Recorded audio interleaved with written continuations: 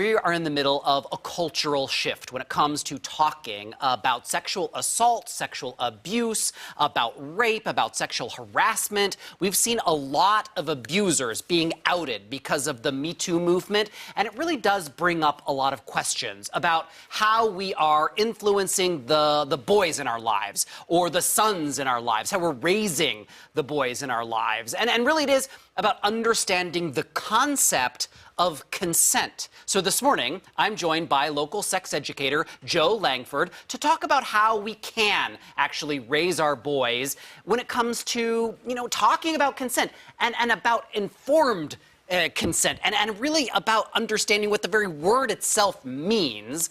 So let's start with, how do you even start that conversation?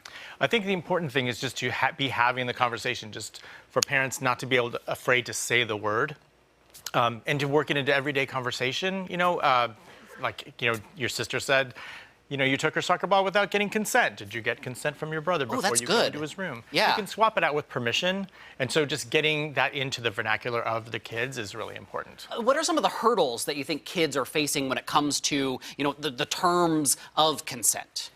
Well, I mean, the age-old classic one is that kids kind of still think of consent as like the box that you need to tick to get to the sex part.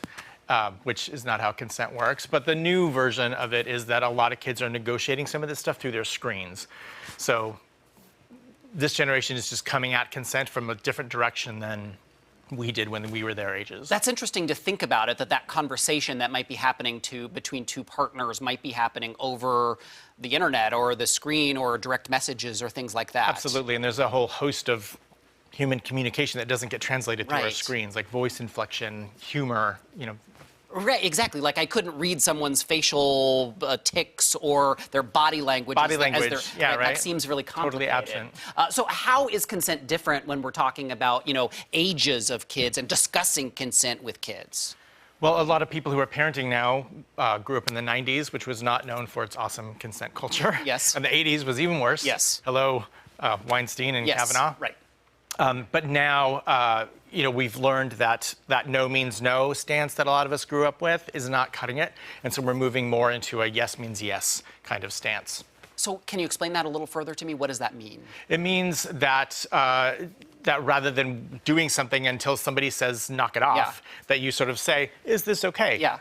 Would it be okay if this, blah, blah, blah, and then get sort of like an affirmative, enthusiastic consent from the other person before you go forward? I think that makes sense, and it also makes sense with what you were kind of talking about before, about talking about consent and using the word. I mean, things like with my kids, we always say, hey, ask someone if you can give them a hug. And in turn, if they're asked, can I give you a hug, they can say no or yes, and we kind of talk about that, and our kids are little. Yeah.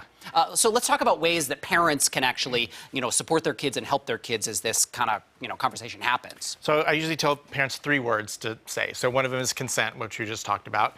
The other one to say with kids is the word rape. A lot of parents are kind of squicked out and afraid to say that word with their kids, but as we parent, there's lots of things that happen that our kids become aware of something new, and there's a danger associated with that. And so we say things like drown or choke when we want them to have safe swimming pool behavior or safe dinner time behavior. So we don't need to be afraid of using the bad word. It's not Voldemort or anything like that. We can just say rape and talk about that as an effect of problematic interactions with our kids as they start to become adolescents. Because we don't want to sanitize things, because that is really what we're talking about here. Exactly. And that is really the consequence of not making good decisions and really understanding what yes means yes. Yes. Ultimately can lead to if we're not listening to our partners. Absolutely. This is a really good conversation. I think these are really helpful hints. Really appreciate you being here. Joe Langford, for having me. Local sex education expert. You can get more advice from him about this topic and lots of other topics on his website. It's beheroes.net. Exactly. Joe, thank you very much for being here. Thank you, Now Travis. let's get a check of the weather.